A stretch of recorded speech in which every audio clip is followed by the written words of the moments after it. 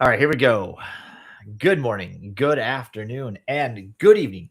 Welcome down to Security Rabbit Hole to another edition of the Down to Security Rabbit Hole podcast, part two with Chester Cheetah. Patrick. Come on, already? Are you going to take a shot at? I said I'd do it. You promised, and I love the commitment, dude. That's amazing. Only for you. That is amazing. That is one of those things where like you have to. There's a certain amount of something that you have to wear that. Like you're part crazy and part super bold, and I love it. Well, wait, listen, you don't get away with anything. Like, what's that? I know what that says on your shirt. That little, that was like one of those in real life conferences back when we weren't supposed to do that, wasn't it? That's right. Yeah. Okay. When you're not, that they put IRL for because I showed up in person in Provo, as opposed to like half the audio, half the presenters, which did it over Zoom because it was, I don't know, bad timing or something. Something was going on at the time to scare people from traveling. I don't know I don't remember anymore. Yeah, right. Well, in keeping with what we do on this on your podcast, I guess you're stating that you're in real life and you look like you are, and I look like I am absolutely the worst avatar that ever showed up, on that thing, right? And there's only two of us, so nobody's going to know if this is real or if this is. That's right. Like, there's no third party attestation. No. You know what's funny? I total sidebar, but I feel this is worth mentioning. At HP, I work for a guy named Paul Muller. Paul sometimes listens to the show. So, hey, Paul, if you're listening, you gotta absolutely check out Patrick. But Paul went to he was my boss at HP, and he was a character. He's an Aussie, which should tell you about half of what you need to know. But he showed up at HP. I think it was Software Universe or HP Discover. I don't remember which one it was anymore. In a pink crushed velvet suit. Like tailored pink crushed velvet. Full pink? Oh, like full pink. Well, listen, for the record, okay, in your continual objective of never getting me hired again, all right, I had a disco party to go to. In case we didn't see episode 1, I had a disco party to go to. I'm a happily married man. You do what your wife says. She said, right. Dress up with disco garb, and now I own a cheetah leopard, like whatever, tracksuit. I imagine you like walked into some place and be like, I need to look like I'm going to a 70s disco party. And they went, I have just the thing. Right. We're like, we got you. some guy named Ivan with a really big gold chain. Yeah. Well, and I felt like it was a great segue as we talk about like, high-tech finance and how all the money we're about to get into private equity. Yeah, since we're going to get into private equity and venture capital and how the money gets made, I showed up looking like I run a pawn shop. So let's go. This is great. I love this. Guys, in case anybody's ever wondered why I keep doing this, almost, good God, how long has it been? 16, almost 17 years. This is why, because we do stuff like this and it's so much fun and I get to learn some stuff. All right. So part 1 was all about early stage, getting funded, figuring out how much you want, how much you need, valuations, all that stuff. And we ended that one on a be careful who you partner with and how active they're going to be. And so we said, okay, part 2 of this podcast is going to be like private equity, basically. Like once you've gotten off the daddy's money and once you've gotten off the venture capital, right? What's next as a company? Like you're out of the gate, you've got customers, you're running for a year, 2, 3 years, some period of time. Patrick, what's the difference between private equity and venture capital? Well, let's back into the answer by actually talking about like how that's right. We're going to back it on up. So, if you think about venture folks, we talked about this a little bit in episode 1, in case you didn't see a short recap. You make a large number of bets. You expect very few of them to work out, but you expect the ones to work out to be outsized. We used Wiz as an example of an outsized one, and then we said like, how many Wizzes does everybody remember? And I think we all remembered one. Right? One Wiz. Yeah. Right. Wiz. So a venture is like large number of bets, relatively low likelihood of a big outcome, but the big outcome is going to make up for all the other bets. private equity is a much tighter thing. Like you actually can't really make bad bets when you get all the way to private equity. For those of you that listen to episode 1, I'm sort of skipping growth equity for a second because we're going to like what happens in a company's life cycle, and you don't exist in growth equity for very long. So by the time you get to private equity, here's what really is happening. You probably have a real business.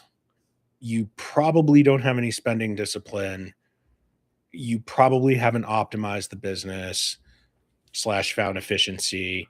Mhm. And so there's a maturation that's going to take place. Now, the trade-off for running a private equity fund is you're not going to do the 10,000x, 1,000x, 100x returns on that investment, but you're also going to be very successful a much larger percentage of the time. So smaller number of bets, the bets sort of have to work out more frequently. Was that clear?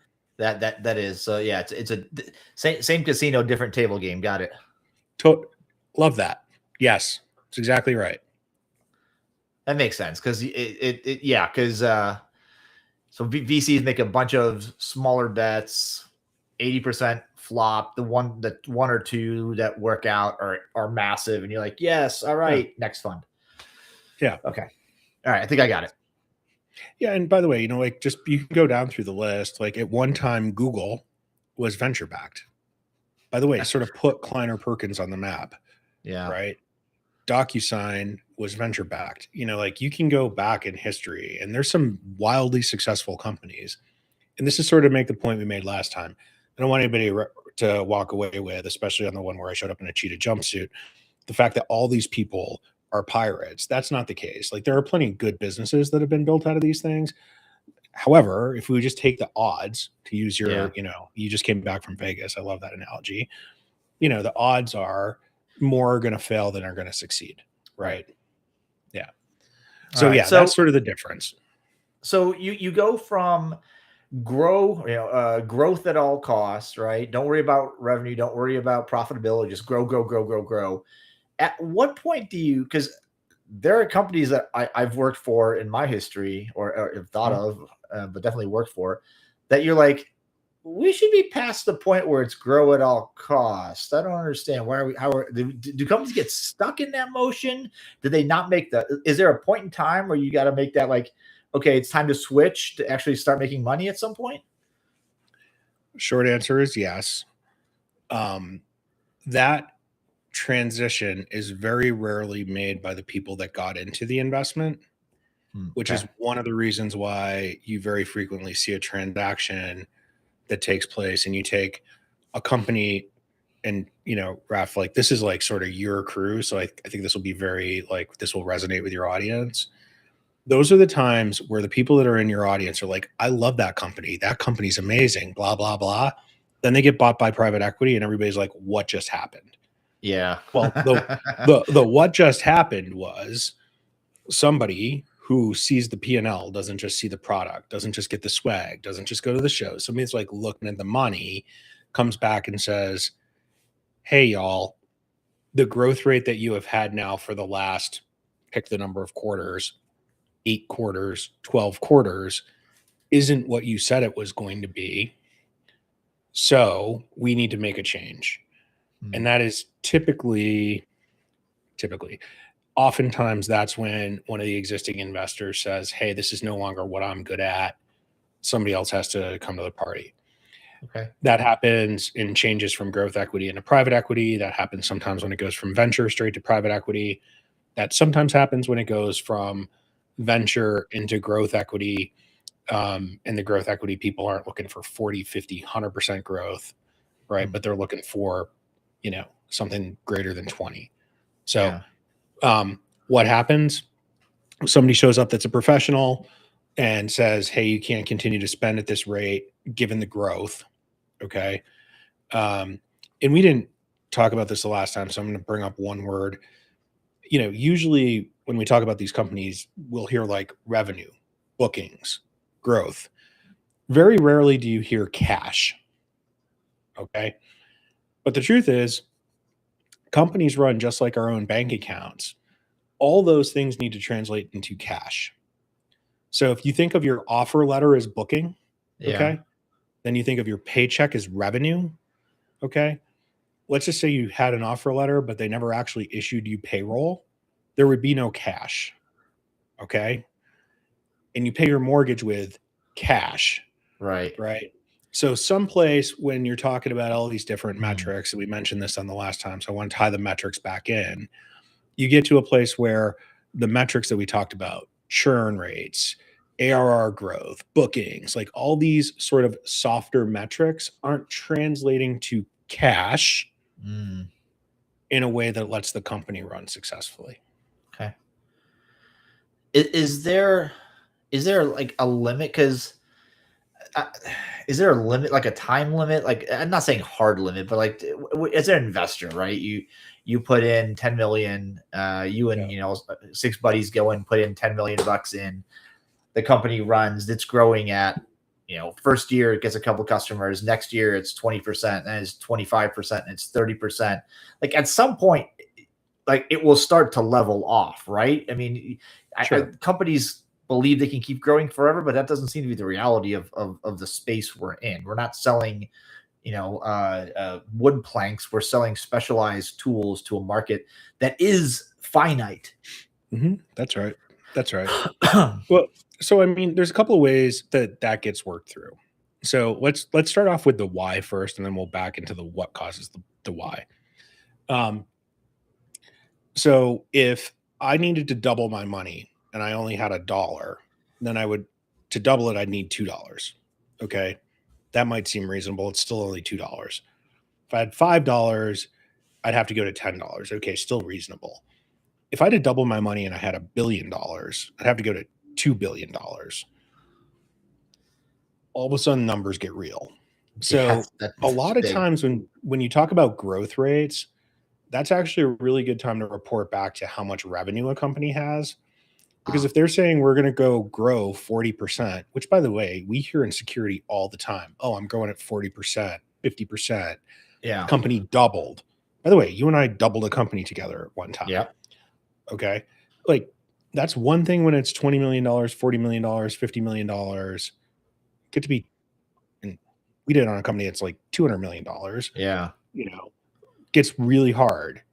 Once you double a $200 million company, going to like, you know, 200 to 400, 400 to 800. So that curve you're talking about, what I don't want people to think is like, that's not natural. It's natural. Just the law of absolute numbers starts to kick in and you're like, oh, we can no longer double, double, double, which by the way, when you're in venture, you'll hear double, double, double very often, right? You just can't do it anymore. Okay. So park that thought. At some stage, the growth rate is going to turn. Okay. So tomorrow morning, everybody turn on CNBC. Okay. Assuming that it isn't the day everybody reports tech earnings. When you listen to CNBC on the average morning and it's not tech earnings, they're going to talk about simple things. They're going to talk about free cash flow. They're going to talk about just basic revenue growth, very, very simple metrics. Because in those big mature businesses, Coke, Boeing, McDonald's, United Airlines, General Motors, people are looking for very basic things. And what they are looking for, Raf, and this is really important, is they're looking for earnings per share. Okay. Which is truly really a function of how much free cash flow was generated. What we get used to in tech is we bet today on future cash flows. Yep. Okay. So at some stage when some finance dweeby type of person is in Excel and they take that growth rate from 40 down to 5 and the revenue starts to flatten out and the cost structure is growing faster than sales are growing, they start to look in the future and they're like, this business isn't going to earn any money. That's when it happens. Okay. Does that make sense? Yeah. Yep. Yeah. Cause you continue at, you know, the burn rate of your burn rate, right? Your how much you're spending on marketing. Usually it's sales and marketing, right? Sales and marketing. How much you're spending on that isn't bringing in that math. Like, and it's true that, you know, growing at doubling at $10 million, right, is vastly different than, 10% growth at $1 billion. Yeah. And you made a really important point that I think is worth like just grabbing and zooming in on for a second, given who your audience tends to be. So, for those of us that have been doing this for a while, we've all sold to the big banks. I'm going to skip names for a second because that's not cool, but like we've all sold to them. They're all the ones we would recognize. All right. If you compare in most software companies, and I've run a bunch and been on the board of a bunch, if you compare one of those big banks' annual spend with one of these companies to like another company we've heard of, okay, they are not like typically just 1x or 2x. They typically are spending 5 times the average customer. Yeah. So the point you made earlier, which is really important, is and you know I specialize in enterprise software, so let me make an enterprise comment for a second. Most of the value of a company is driven by the bookings that you are generating inside of the global 2000. Yeah, that Okay. makes sense. So there's like thousands and thousands and thousands of companies. This last company I ran had 55,000 customers. Okay. A lot of customers. So of 55,000, it took 1,500 to generate more than 80% of the revenue and more than 120% of the profit. Yeah. So to your point, when you're these security companies and you're a venture-backed startup, like your first move is like, I'm going to go land that big bank. So let's just take a hypothetical, even though this happens all the time. You go land that big bank for a whopping $250K. Yeah. Okay. Which feels like a big deal at a venture-backed company. Well, there's only 5 of those banks. Yeah. So now you're down to 4. Yeah. Right. So to your point, the thing we would call that in my line of work, customer concentration, like how concentrated are the revenues inside of a small set of customers, and penetration. How much of the global 2000 have you penetrated with a particular company? So let's just pretend you and I start a company tomorrow. We make a grand product. We decide to go out the door for $10. We accumulate all global 2000 customers at $10. Somebody would look at us and go, but there's no future in this company, guys, because where are you going to sell this product next? Yeah, we're next. Right. So these are sort of the factors that go into figuring out like where the company is in its life cycle.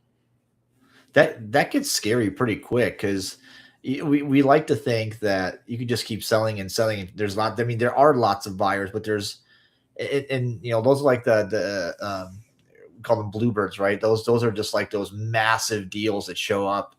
You know, you got a 10 million. Some sales rep, you know, once a year goes, I'm landing a $12 million deal. You're like, cool. Sure. But our average sale price is 150K, right? And there's like That's 4 1,000% customers that can. Right. So, and there's like 4 customers that can afford that giant deal you just sold. Like, that's awesome. Great achievement, but you're not getting 10 more of those. Right. And so 2 things happen in that moment. That deal drops in the P&L. It looks great to the company, and it is great for the company.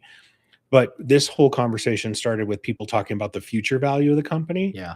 Right. Then you start to say like, well, how many more of those are we going to do? Is it repeatable? So these are the words that you start to hear like in our industry, like, hey, how do we get repeatable?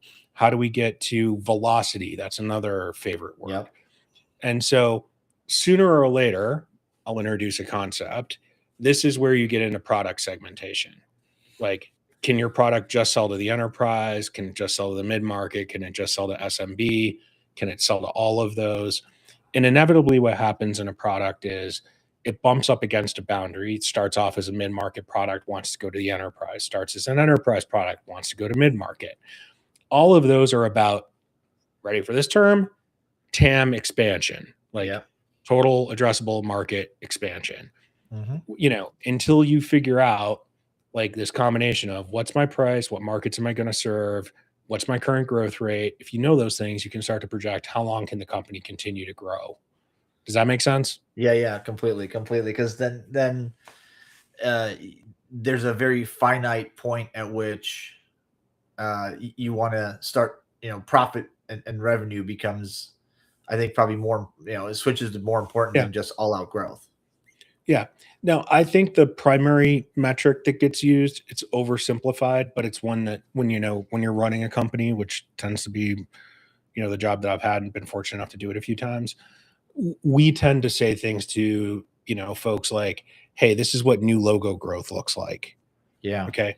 There's a point in time where like you'll start to see a company stop talking about or emphasizing new logo growth and start talking more about average sale price or ASP, right? Or, you know, um, some share of wallet metric. So at some stage, you'll just watch the crossover where it's like, okay, hey, Raf, we've accumulated enough of these logos. We need to monetize them a slightly different way or the company can't continue to grow. So we're introducing terms. At some point you start, and usually it's right around the PE time. You start hearing EBITDA, and Yes. in some companies, I've had my bonus tied to that. I've had executives get Sure. their bonuses tied to EBITDA, and sometimes I've worked at a company where that number felt like a little bit of black magic, like. Somebody like I know what the number is. I'm not sure I understood how you got there, and I don't know if you got there the same way twice. Yeah. So for those of you that don't hang around in these circles, Raf's absolutely right. Sooner or later, and by the way, I am totally guilty of this. This is in my top 3 metrics, and I can happy to explain why. You wind up talking about EBITDA, earnings before tax, interest, and depreciation. Okay. And go again, earnings before tax, interest, and depreciation. Sometimes we'll get some other things appended to the end of that. So if you see something that looks like EBITDA, okay, but like there's another letter on it, it means like you're probably working in a business that has some other thing that's going to get excluded. I'll give you an example. Like people that have a pension typically report EBITDA, which is less the pension obligation. Okay. Right. Okay. All right. So I used that example to prove the point that you just made, which is yes, effectively what we are doing is taking profit. Okay. So for all of you that didn't go to business school, I'm going to summarize all of business school in one line. Revenue minus cost equals profit. Okay. R minus C equals P. All right. That's the whole thing. All right.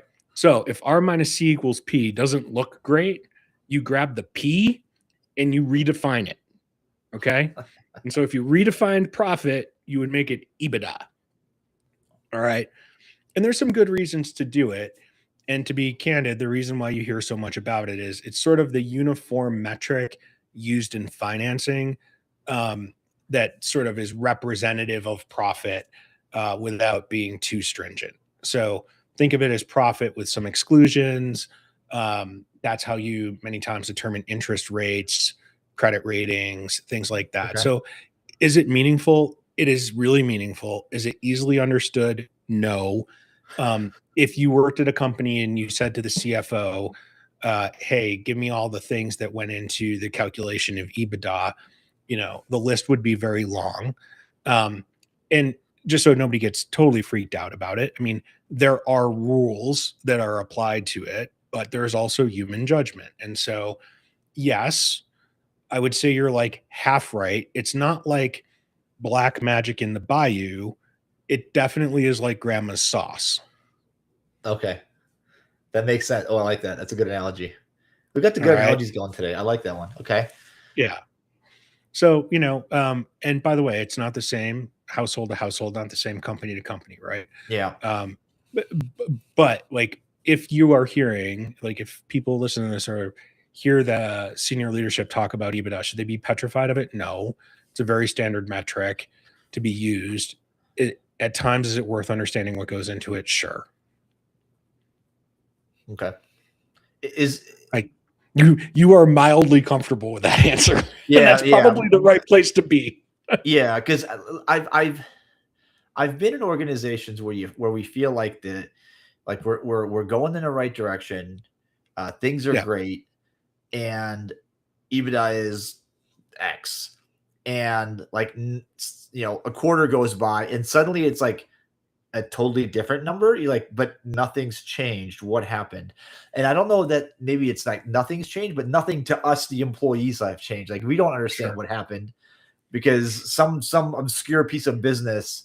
Like I had one CFO explain to me a couple of jobs ago that the number looks totally different because we sold off a bunch of real estate that we owned, and so like a bunch of that went away, and suddenly we're a much better company. And I'm like, what the hell does it have to do with anything that we're selling? Like, there's nothing to do. Like, what does real estate have to do with this? Well, so, if you've worked with me, and you have, so I do this. One of the reasons why when I communicate with employees, I always begin with like bookings, revenue, expense, EBITDA, cash Yeah. is, and by the way, I consider if you don't understand those metrics, then like you need to work a little bit on financial literacy, like as a person. Like Yeah. it'd be good for your family. But if you understand just those few metrics, you can start to see when some of that stuff comes in. Because remember, the E was earnings. So take your example. If they reduced the real estate footprint, then what they did was they reduced expenses. Yeah. If revenue was flat and they reduced expenses, you made more money. Now you're right. If you're a product person and you're an engineer sitting in a product org, you didn't do one thing to change anything. Right. By the way, you do want some person in G&A, the general and administrative department, like cleaning up the real estate portfolio. It's not that it's a bad thing, but you're right. It doesn't show through the same way. Right. Like you didn't generate more EBITDA because you generated more sales. You generated more EBITDA because you controlled expenses. Truth be told, if you're running a good business, you need to do both. So all right, let's continue the story then. So you've made the transition. You're Yeah. you're into private equity. Somebody steps in and says, "Okay, you're not the 20% growth company, 80% growth company anymore, but there's a future here." How involved does the rate of involvement between VC and PE change? Do you suddenly have like, do they typically get involved more? Are they more hands on? Like, how does that work? So we're going to start in this one. We're going to start at the top and we'll go down. Sometimes I tend to like to start at the bottom and go up. But whenever you work through one of these things, you write something called a value creation plan. You'll often hear it referred to as the VCP in short. And the value creation plan basically is an articulation of why you bought the company and what you think you're going to go improve. Okay. So the VCP could say, let's pick an extreme example. We think there's an opportunity in the mid-market. They've never served the mid-market. We're going to move them into the mid-market. And then some analyst is going to say, we think that's worth this much revenue and this much margin. Okay. Take your example. An analyst could go through and say like, wow, there's this wild expense on real estate. Look, these people try to sign a 10-year lease in the middle of a very expensive city in the Northwest. And, they don't actually have anybody showing up in the office anymore after that event that won you that shirt. So Yeah. we're going to reduce those expenses. All of those things go into a value creation plan. All right. And what really is happening after a company gets purchased is you are implementing the value creation plan. Now, hands-on or not hands-on basically has a lot to do with whether or not management will do the things that are in the value creation plan or not. Right? The more that the CEO and the management team are willing to go work on the value creation plan, the less involved somebody's going to require themselves to be. You might want them involved because of their skills. Back to what we talked about last episode. Some of these people are really smart, so getting them involved can be really good, right? But if ultimately the management team's like, hey, I don't really want to do this value creation plan, then the owner is going to say, hey, listen, we need to get involved. Does that make sense? Yeah. That does, and I've seen that. I've seen it. Yeah, I mean, and so like make it into your personal life. A lot of us have had teenagers. How many times have you heard like, "Oh no, I'm going to really do the homework and study for the test." Yeah. Okay. First test comes back, the grades are bad. All right. What do? Do you go back and you're like, "Hey, grades weren't good. You said you studied. Did you really study?" Look at the Xbox logins and there's like 38 hours of Call of Duty the night before the test. Like, okay, like that didn't happen, right? So maybe you give it another try. By the third try, you're like, okay, first of all, I've unplugged your Xbox and it's in my closet now. Okay. And right, I'm going to sit next to you for 3 hours when we do the studying. Pretty extreme example, but we do the same level of management in our personal lives when things go off the rails, right? Yeah. Okay. Yeah, that makes sense. I mean, I think, I think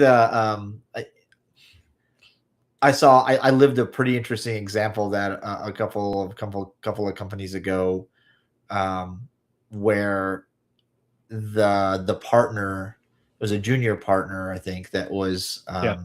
brought in, like would show up weekly to the SLT ELT meetings, literally, and just like have input. And sometimes he'd be in the back of the room taking notes. Sometimes he would ask questions, but there are times where he'd be like, "Yeah, that's not gonna get us to where we want to go," and inevitably we'd be like, "Who's that guy? Does he work here?" Right? And then like, no, but Yeah. we all work for him in a way. Well, so let's talk about that. We're gonna go like side quest. Okay.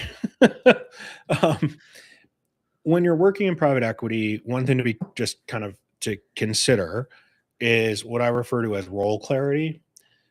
Where mistakes can get made is when people confuse the roles. So, like, for example, there can sort of only be one CEO, there can sort of only be one CFO, right?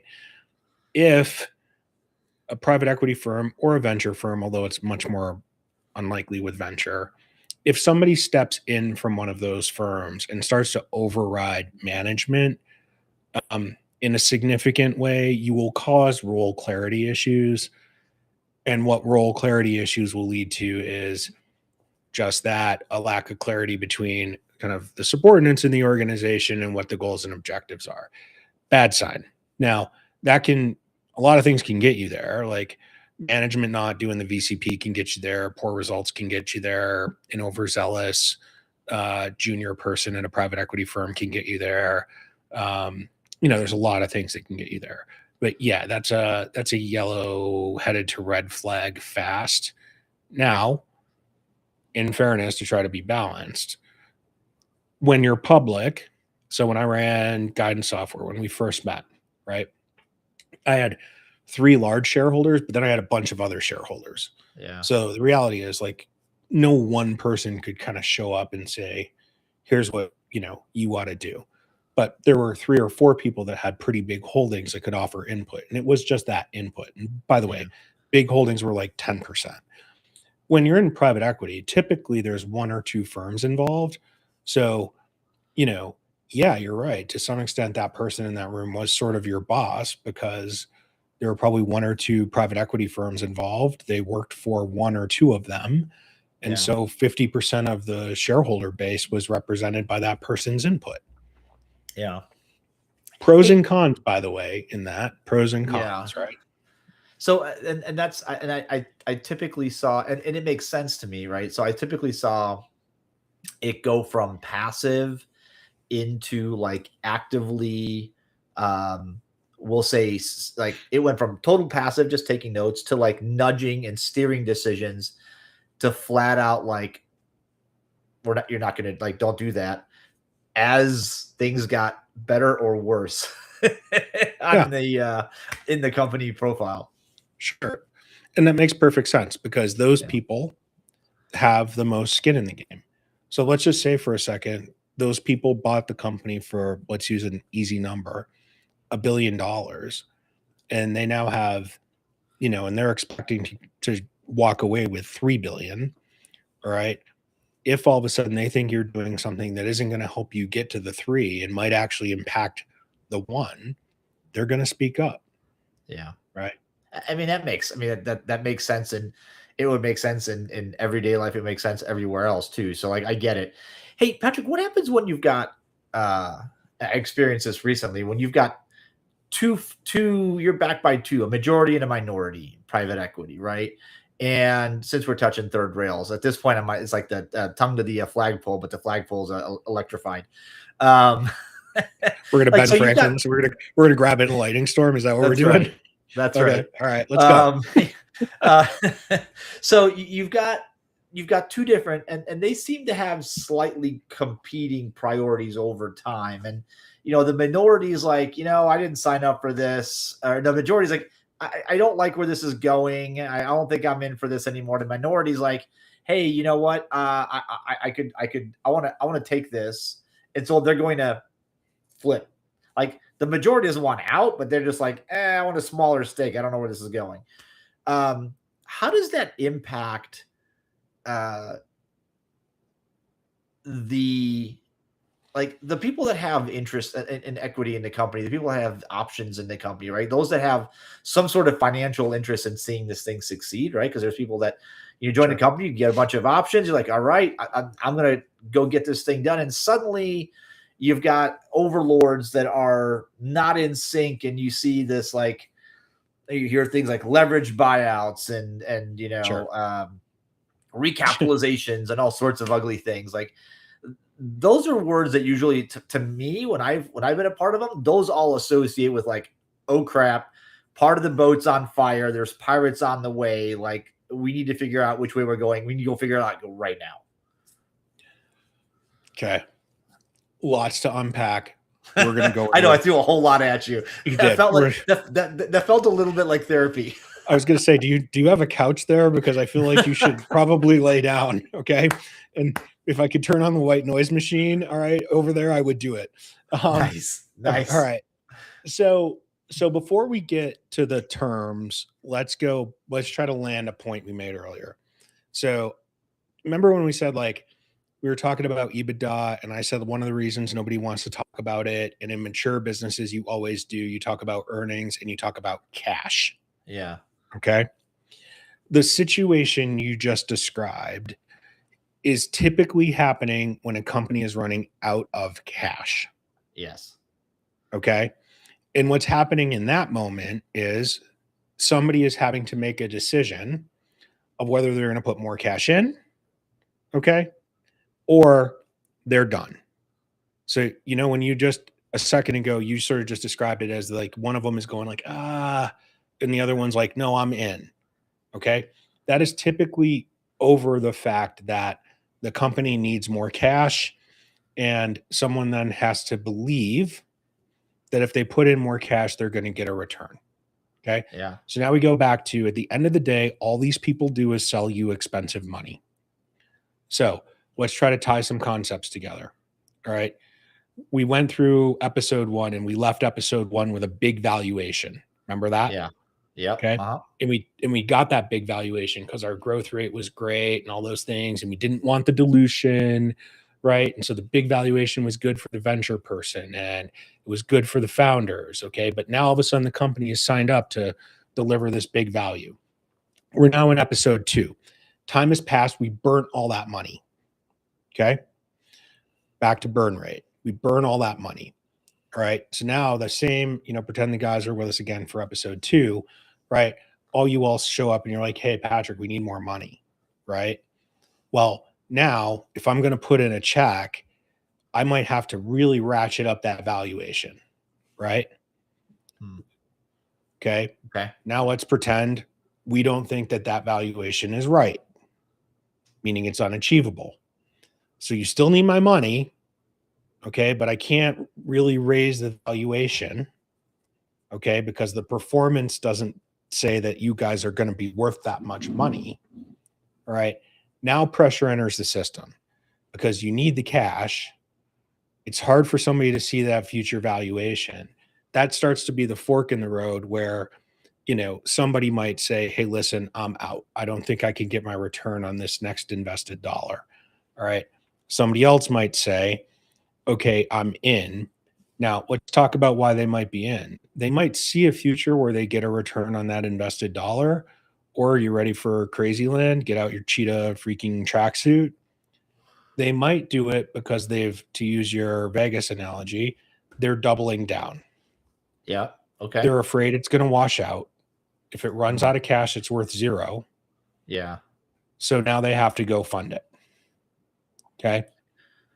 So in those scenarios, and by the way, I'm not getting into like whether sponsor A swap a sponsor B. This is a generic description. It's all the same. Like you can apply these principles I'm giving you to any of those.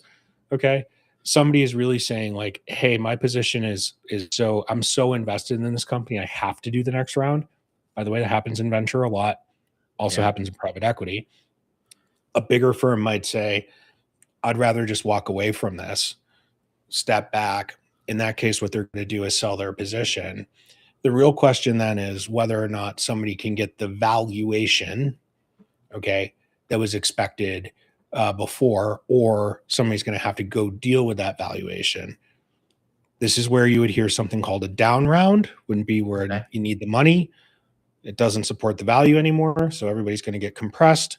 Okay. Or maybe if the previous round said the value was $1 billion, the next round is something much more modest. Right. These are all the sort of pressure that enters into the system. Your original question was, how does it happen? It happens because you're running out of cash. Okay. And then somebody has to look at it and say, okay, they're running out of cash, so they need cash. All right. Can they buy my expense? Can they afford to buy my expensive money? Okay. Maybe, maybe not. And or do I have to put money in, or am I going to lose everything? Yeah. So that feels Those like, are pretty extreme, but those are very real scenarios. yeah, that feels like a car I bought when I was in my early 20s. Like, it was cheap, it got me to work, and then like something broke, and I was like, okay, I guess I just need to replace that hose. You replace that hose, they're like, also the head gasket's leaking, and you need new tires, and your brakes are shot, and your engine probably has another like 1,000 miles on before that goes away. You're like, okay, do I replace those, or do I just walk away? Right. Right. Okay. So can we try to introduce, I don't want to make this way complicated for everybody, but we're a little further on right now. We're in our private equity phase. Okay. And you mentioned, you said a leverage buyout. All right. Let's Yeah. grab leverage buyout for a second. I just want to unpack what that means. What a leverage buyout is when I take some amount of primary capital and I put it in and I raise debt to fund the rest. For all intents and purposes, when you buy a house, your mortgage is a leverage buyout. I Okay. am buying the house with a limited amount of primary capital and I am taking on debt, right? That's how you Okay. get the Okay. house. Okay. Okay. All right. So in and of itself, not bad. All right. What I want to zoom in on is the idea of debt. So far, we've always been talking about people putting money into these businesses, okay, as if it's like just cash that came out of somebody's checking account, got moved into a company's, checking account, and they're spending it. All right. What you just described, all right, is also a time when people start to say, okay, I've got a business, I need more cash. Can I raise debt? All right. Now, why would you raise debt? Well, the debt does not necessarily dilute the equity. You haven't taken on more primary capital. You just have an Okay. obligation to go pay a bank, right? Okay. So it's bank as opposed to a private investor. Got it. Okay. Okay. So that can look like it's really attractive. Now, the trick then is now you're signing up for an interest payment. Okay. Right. Mhm. Because you're going to take on some debt, you're going to pay interest. All right. So this is where when you really get into private equity and you talked about these leverage buyouts, the math that goes on is how much money do I need to put in? How much debt can I raise to buy the company? And then can the company continue to, and in these worlds, they'll say fancy words like service the debt. Okay. Service the Yeah. debt just means pay the interest, Payback. Yeah. right? So the calculus in this phase changes a little bit because maybe you can't like raise more capital and get a higher valuation. All right. But what you can do is you can go to the bank and try to get some debt. But That's sort of what goes on in this phase. Does but that you just make said, sense? yeah, but you said pay back the interest. You're not talking about paying, but at some point, it's not just the interest. You got to pay back the actual debt, right? Like, Sure. how does that Sh- work? Well, it does or it doesn't. Right. So what happens in a lot of these companies is back to like when we talk about cash. Okay. Like Yeah. we need to generate cash, bookings, revenue, expense. We need cash. Yeah. All right. You have to keep paying the interest. So you're paying the interest, you're paying the interest, you're paying the interest because you're booking, growth, growth, growth, growth. All right. If it doesn't translate into cash, you're never going to get to a place where you're paying down that principal. Okay. Right. That makes sense. Okay. Now, if you get to a place where you can't pay down the principal and you can't make the interest payment, then what happens? Then you're Uh, bankrupt. yeah. That doesn't sound good.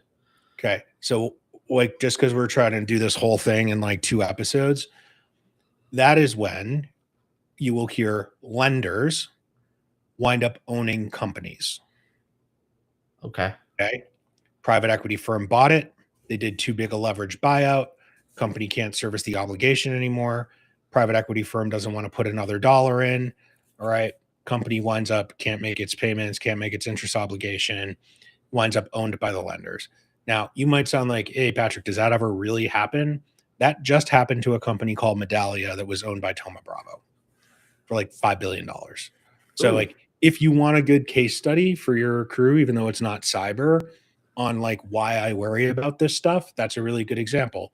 Super high quality private equity firm, one of the best in software in the world, execute a leverage buyout against a company that's a pretty good company.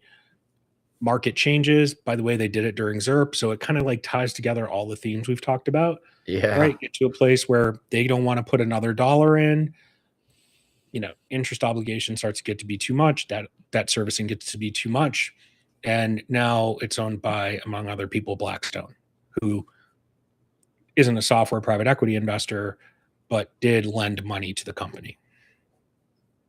So was that okay for a full circle moment? Yeah, that just came some PTSD there. Yeah, so that makes sense. So Blackstone, a bank, KKR, one of those big guys. Sure. They suddenly now find themselves in control of a company, but there were private equity investors. Did they get wiped out? Did they just like your investment goes poof, gone? Yeah. Remember when we talked about the liquidation preference in the last episode? Yeah. Okay. This is where preference comes in. Okay. And usually the creditors are first in line. Okay. Not the equity holders. And so in that case, the equity holders are wiped out, and the creditors are picking up the company. Okay. All right. So who else is getting wiped out? Founders and all the employees. Yep. Yeah. Everybody else that worked towards a someday that never came. Okay. So now that we had to take on debt because we want to have a sales conference in Tulum versus Telluride, and we spent all that money, and then our growth rate turned a bit, and then we had to go get more cash, but we couldn't get more cash, and now all of a sudden, we wound up raising debt, and now the growth rate's turned again. This is why, when it comes to fiscal responsibility, I'm a little bit more disciplined. Like, this is not a hard cycle to identify. And I think most people, by the time they got to the end of the story that I just described, would have preferred have Club and Telluride and kept their job. Yeah. Seriously. Right. I'll give me the future of the company over a one-time padding fleecing moment. Okay. So that's like the dark fork. Let's just say the company becomes private equity, gives them some money. They become wildly successful. Okay. It is, they're practically printing money. So at some point, doesn't the private equity company be like, all right, off you go? But like, are your options public markets? In other words, IPO? What's option B? Strategic sale.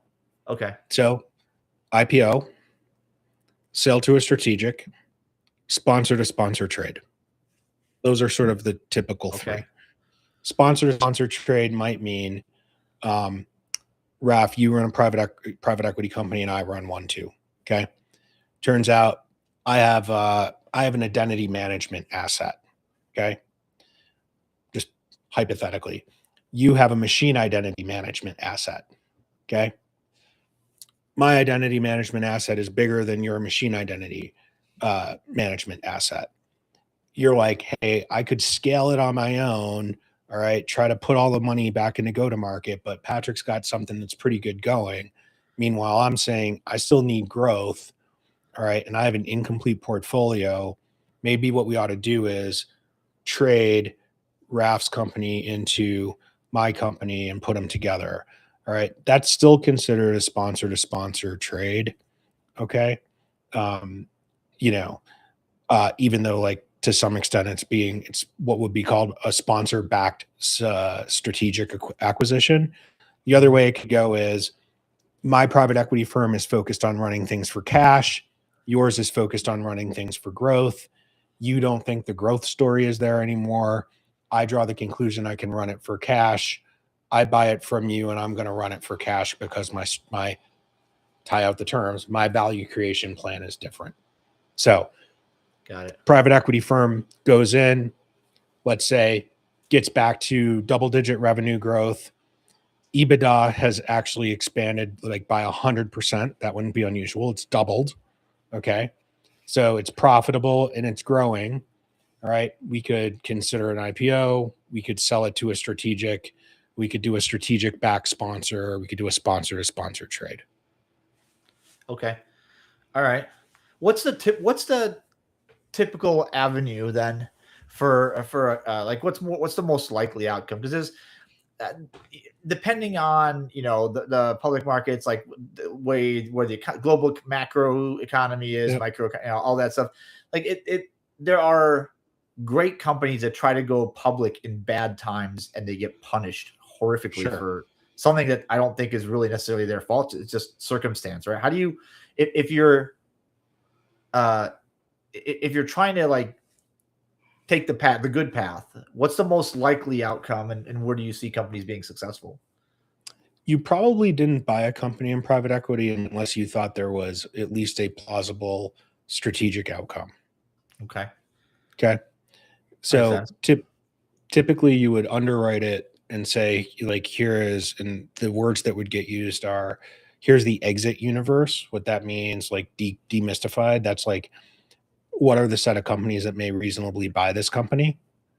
Okay. And so you got a strategic exit universe. Your fallback is sponsored back strategics. Your fallback from that might be a sponsor to sponsor trade. Okay.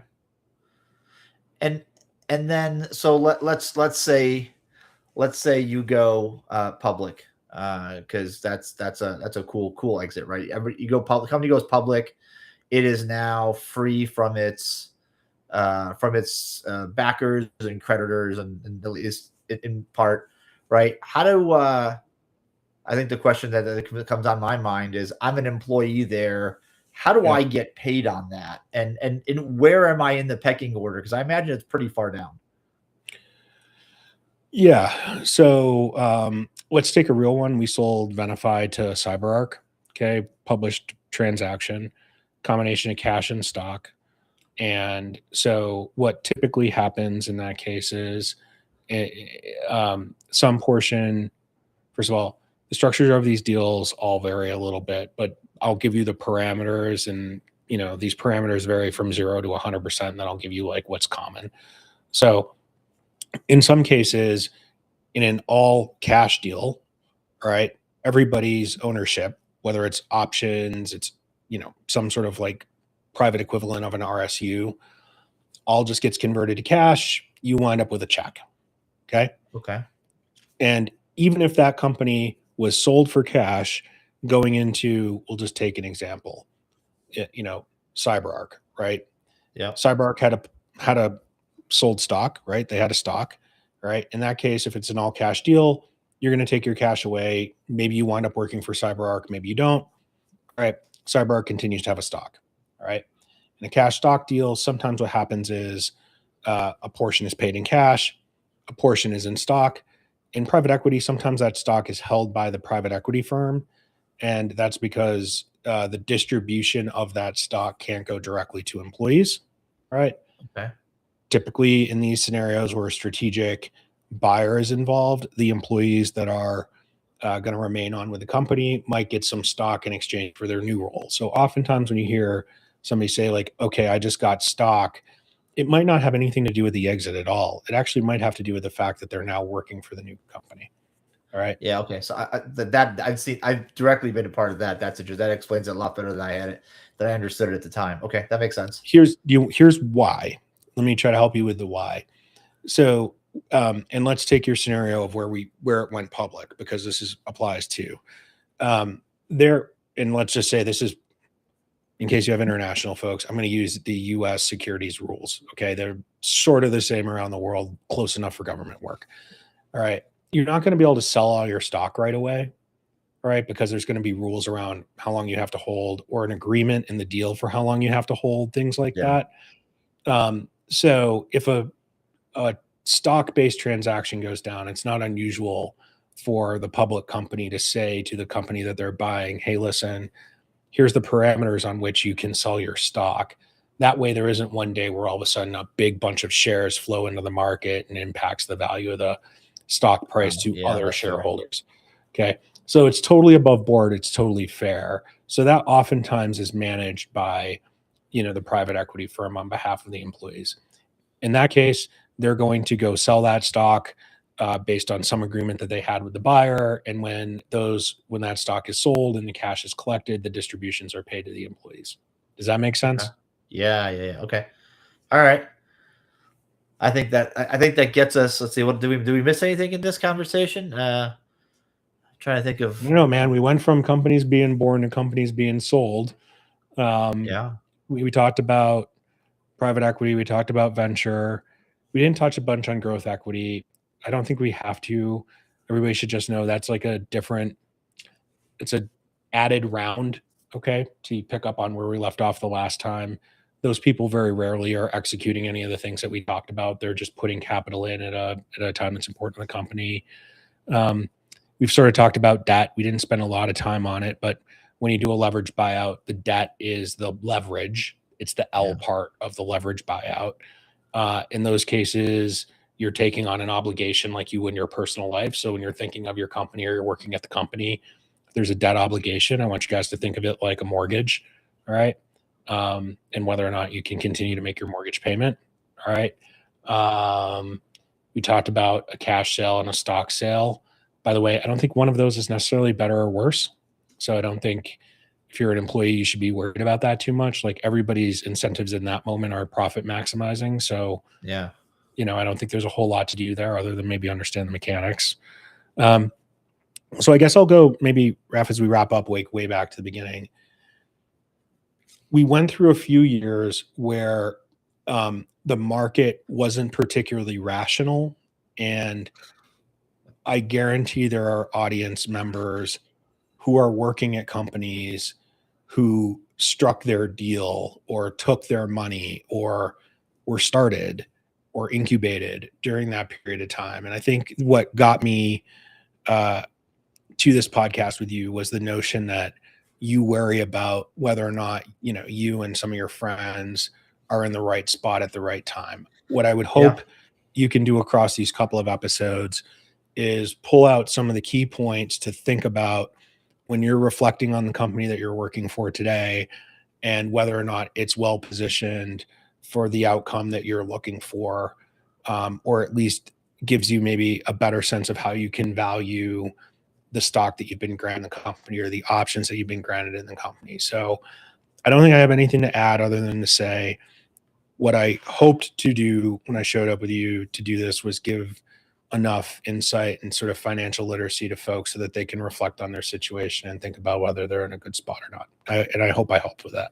Yeah, definitely. I mean, I certainly, you've added color and back the what and the why to a bunch of things that I think a lot of us have heard, words we've heard tossed around, and that, like, you sort of go, yeah, I get it, but there's yeah, I get it, and there's, oh, I understand, right? I think I'm much closer to, oh, I understand now, because there's a lot of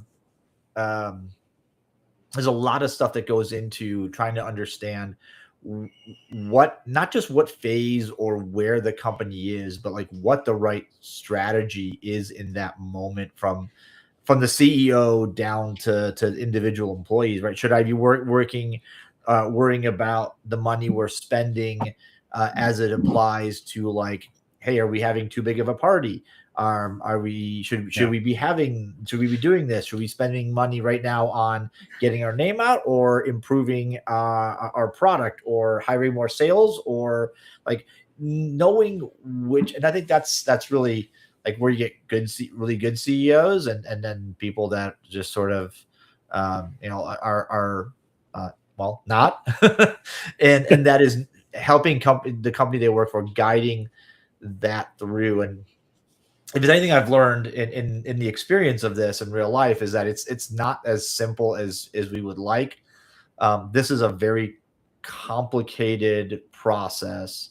And even if those that understand it well still need to make sure that like their plan, like your VCP gets executed on. And if the staff and the leadership that you're working with isn't on board with your VCP, then as they say, you're going to have a bad time. And maybe like two little thoughts to round this out. And remember, the market doesn't. What I say to my like financy friends, so I'll let you in on my like little finance dweeb session for a second. Like, it's like, remember, the market has no feelings. Yeah. So you could have had a great VCP, you could have executed it well, and the market might move away from you. So, like right now, I would use comm stocks as an example of that. Communication stocks are hammered. They're actually not doing any, like, they're not meaningfully worse than they were a while ago. The market's moved away from them. So, one, you can have a good plan, you can execute, and you can still not win. I know that doesn't feel great, but that's sort of how the market works. Yeah. That's one. And then, two, I think if I had 100 of my CEO friends hanging around and they all said, if we all like took a poll on like one piece of advice that I could give to, whoever listens to this, it'd just be like, remember you're a shareholder too. So, when you are making the decision about the big booth at the event that we joked about, or the big SKO party, or whether or not you're going to do that next product thing, or whatever it is, it's your future, your shareholders too. Don't, whether you feel like you are a passive participant or not is different. You are an active participant in companies like this and making decisions that are going to move you further towards a successful outcome or further away from one. And, when you're in the hubris of the moment, especially in security, because there's a lot of money flying around and a lot of people doing a lot of cool things, it's easy to lose track of that. I just tell you, like when you do an exit finally and you go and you cash the check, nobody at the bank ever looks at your t-shirt and says, hey, were you at Black Hat, blah, blah, blah, or DEFCON, blah, blah, blah, or RSA, blah, blah, blah. Yeah. Right. None of them ask any of those questions. Right. Yeah. So, just play an active role. Hopefully we helped with a little bit of financial literacy. I know this is not the traditional episode for you guys, but I hope it helped. Yeah. I think I made the conscious decision, Patrick, to start bringing on a lot more of this type of content to the podcast, because there's a lot of great content out there that talks about the latest hacks, the latest news, like insights on some of the other like cybery stuff. But I think financial literacy, especially in our field where we just it's so easy to get hyper focused on, which bit to flip to get what result. Like, the world of finance still governs whether you get paid at the end of the day, whether your paycheck comes. And if it's one thing I have 100% learned, it's the better idea doesn't always win, right? That's right. We've seen it time and again. I keep bringing up, Motorola versus US Robotics and the 56K modem wars, K-Flex versus USR. One had the better product. The other one spent more money in marketing at the right time, and the rest is history. George Kurtz stood behind me in line at an investor conference in 2014, I think it was, in Southern California, while I was running a $210 million company called Guidance Software. All right. And I think it is safe to say that if, first of all, he wouldn't be at that conference today, he wouldn't have to go anymore. All right. And in the off chance that he did, I'm sure I would be behind him in line. So there's been a lot of successes and failures made in this business. Not all of them are obvious. The best product doesn't always win. The first product doesn't always win. Yeah. I don't know. I think it's a really interesting time. I feel like we're probably wrapping up, so I'll leave you guys with this. I do think, to the extent you ever follow me on any of this stuff, you'll hear I think that this is probably the most impactful time in the history of tech that I have seen. I am old enough to have lived through a few. And so my one parting piece of advice that is not related to the company, it's just related to all you, is if you're not working on the most exciting thing in your career right now, take inventory and take stock and go find a way to go work on the most interesting thing that you think you can work on at this point in your career, because this is the time to make that bet? Oddly enough, that is advice you gave me about 6 months ago. And I took stock in that. And I'll give you a little personal, you guys that are listening. I had I had a friend of mine call me right around that time and pitch an idea. And I made the move, and this is the most exciting. Like, I've been over to Binary Defense and work with Dave Kennedy, and like this is the most exciting thing I've ever done in my career by far, and it is Good. It is a crazy fast time, I think, in our like there are entire, and I know we're way over time, but I don't care.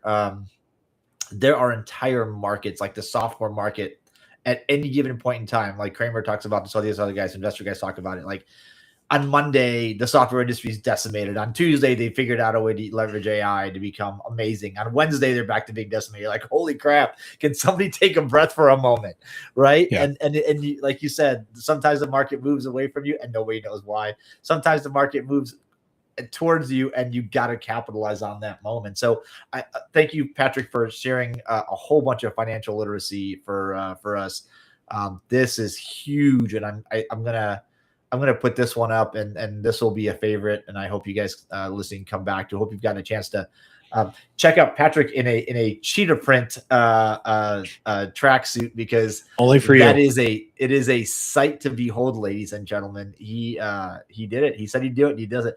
Man of his word. All right, buddy. I'm glad I ran into you at all those years ago at that conference in Vegas, and you've been a good guidepost along the way. So thanks again for joining, folks. Thank you so much for listening. If you get a chance, follow Patrick on LinkedIn. He's always on some show somewhere. And I make a habit of figuring out like where the next podcast or what the next show he's on and listening, because there's always something that you learn. So hopefully you learned something. I'm guessing you probably learned a lot of something in these 2 hours or so with us. Thanks for listening. We'll catch you guys another time, another place, another Dominant Security Rabbit Hole podcast with some more great content. We'll see you next time. Bye-bye. Thanks.